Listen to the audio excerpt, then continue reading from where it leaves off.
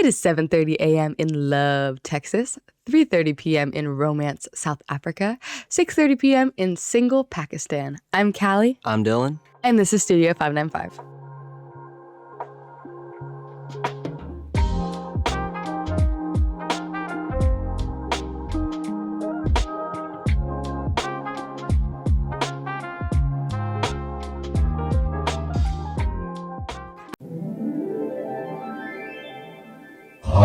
Hi, everybody. Welcome back to Studio 595.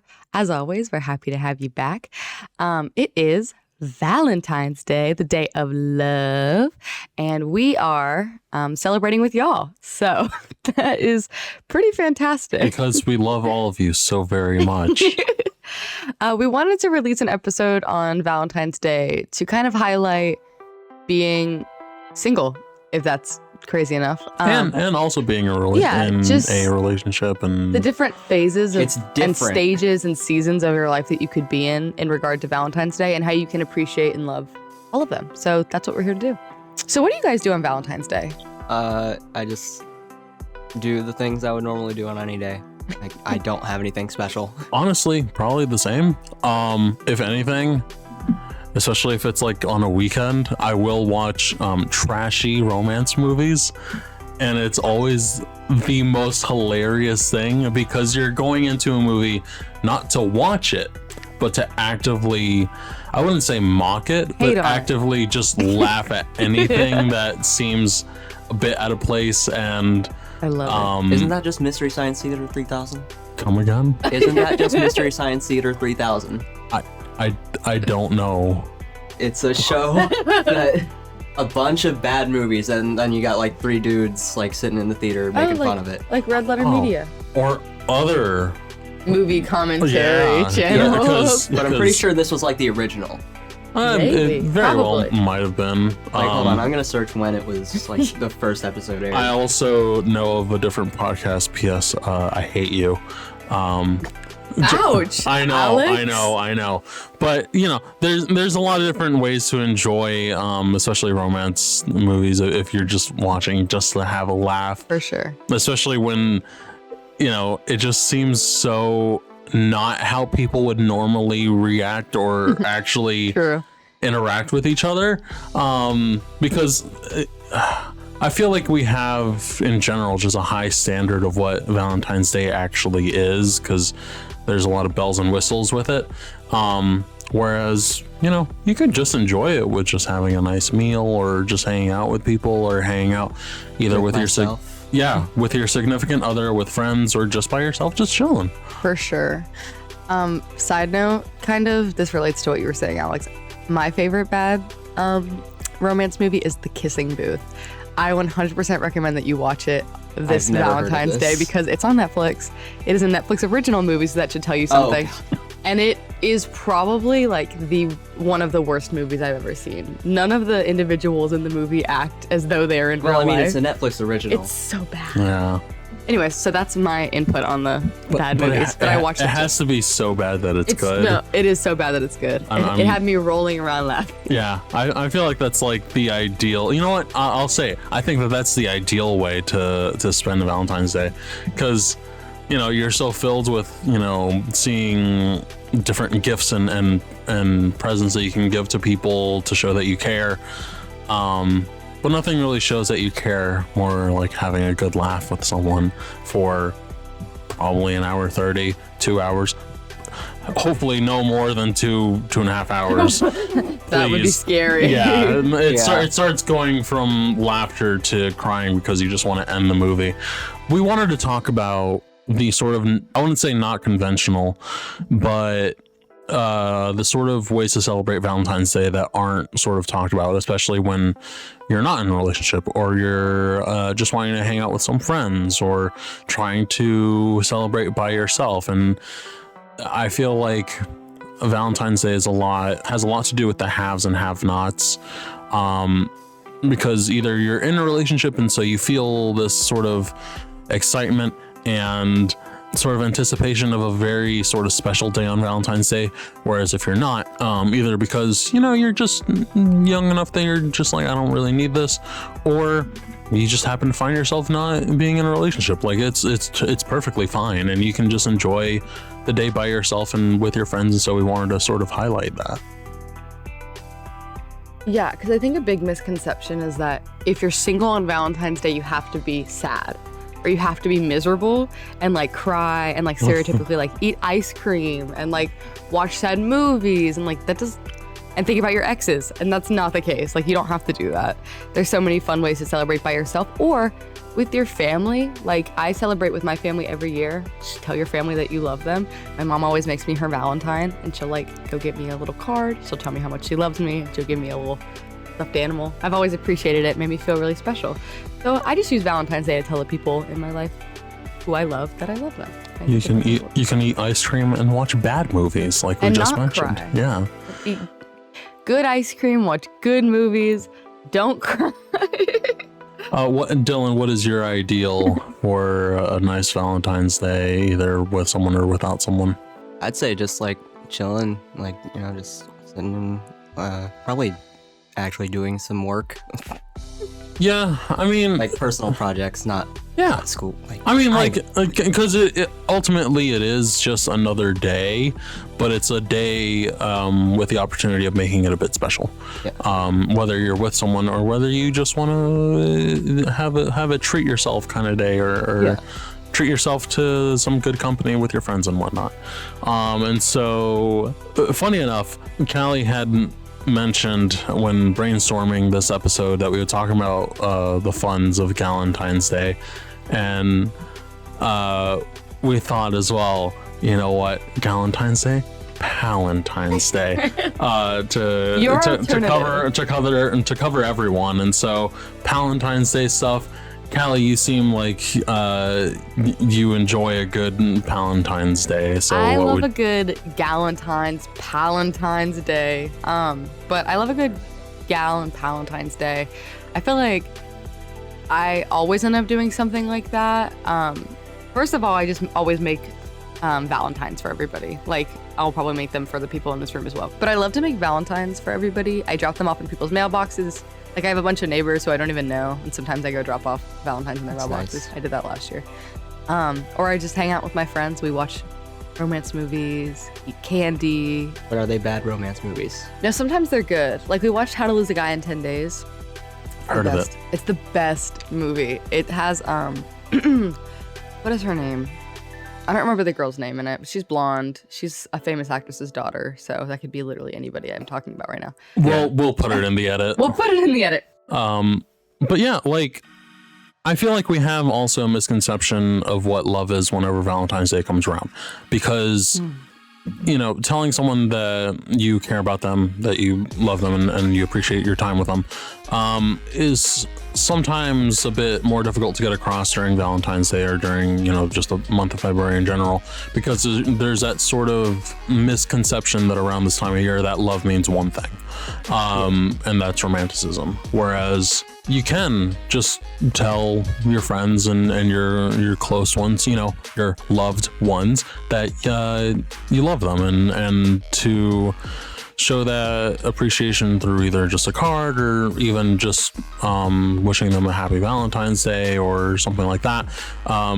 Bring us back to elementary school, where we had to bug our parents to buy Valentines for everyone in our class. We need to bring that back. Yeah. And we would make little boxes and we'd like go drop them off. Right. Yes. Right. Yeah. Let's have that energy towards like the people that are just in our lives in general. And give a what are they called, Kalli? The little hearts that you mentioned. Conversation hearts, which I didn't know that was the actual They're so cute. Name of them. I have a sweater with conversation hearts on it. We'll be wearing when it is actually Valentine's Day. Give edible chalk, not to slander the good name of conversation hearts, but yeah, go ahead and give one to a friend of yours and surprise them, because honestly, it would honestly be great if you did something for someone that isn't expecting anything, especially like just genuinely just showing someone that you appreciate them, because I think that's often what we need, especially during times like this where some people may be going through a tough time mentally and emotionally. Yeah. I also think, like, don't allow yourself to just limit your love to Valentine's Day. Like, it's a great holiday and a great reason to, like, celebrate everybody and celebrate love, right? But also, if you're in the mood to give somebody a Valentine in April, like, go ahead. That's such a fun surprise. Bring them something that shows them that you love them. Celebrate love all year. That's my Love, care, and outlook. appreciation is not exclusive to Valentine's Day. Yes. Dylan, what do you typically do to show appreciation to the people that you care about on a Valentine's Day? Sometimes I will just go on like Steam or something and I will find a game that is on sale and I will just shadow gift a game to a friend just out of nowhere. You know what? That honestly, I think I would appreciate that. especially the value in that, because that is several hours of entertainment and it's something that you can even have a discussion about later after the fact. Or better yet, if you also own the game, playing it in co-op if you're able to. Honestly, that may be a really solid gift. And also a gift idea for anyone that's listening and doesn't know how to show appreciation to someone. I think the best time spent isn't playing co-op, but it's screaming at each other lovingly while playing competitive. I think that how to show You know love what? in Yeah. terms of gaming is when you're both playing the same game on FaceTime. And it's not a multiplayer game, but you're both playing it at the same time and complaining about your issues within the game. Yes. That's my personal favorite. Yes. My friend and I do that with The Sims all the time. We're always simming. Call us avid simmers. Now that we've brought this episode to a simmer, as I'm hearing giggles from Kalli, by the way, I may keep this in the edit. This is my third time attempting to make this transition because it's such a silly phrase to transition to. Anyway, we're going to go straight into district updates. Congratulations to our Employee of the Month for January, Miss April Kelly, Special Education Paraprofessional and After School Program Coordinator at Fowler Drive Elementary, as well as our February Employee of the Month, Mr. Gonzalez Atkins, who works in warehousing for our plant services team and just celebrated 50 years with CCSD. Yo! So big round of applause. That is a very long time. That's crazy. I haven't spent 50 years doing anything, ever. Yeah. That is true. You know it's a big deal when Kalli and Dillon join in on district updates to highlight someone, so that's always nice. Also going on, early registration for pre-K and kindergarten for the 2023-24 school year will be held February 20th to the 25th in the district office gymnasium at 595 Prince Avenue. That's a nice address. I'm surprised no one has named anything after it. Wink, wink, nudge, nudge. And the online pre-visit application is now available as well. Please complete the application before coming to the in-person early registration. You can access the application and find more information about the required documents you will need to bring to the in-person registration at clark.k12.ga.us/registration. Moving on now, and Superintendent Dr. Robbie Hooker's first 100 days report has been published to the district website. Please go to clark.k12.ga.us to read more about Dr. Hooker's observations from his first 100 days in the position and the district's key objectives and strategic priorities going forward as we work to make CCSE the very best district it can be.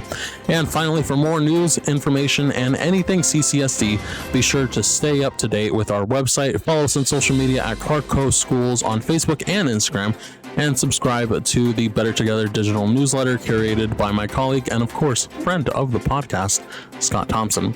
Now back to Kalli and Dillon for some pop culture updates and some more Studio 595. Now for something actually important, Viola Davis went EGOT. If you don't know what that means, it means that Viola Davis got an Emmy, a Grammy, an Oscar, and a Tony. So now she's got all four. She's slaying. We're very proud. Is that like the Infinity Stones? Like does she have Viola all Davis has like- collected all of the Infinity Stones.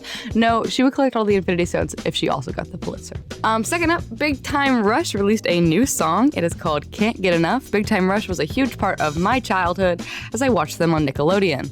So, yay! I'll be listening. All right, and now Hi-Fi Rush, the rhythm action RPG of my dreams, has been shadow dropped on PS5, the Xbox Series, and Steam to overwhelmingly positive reviews.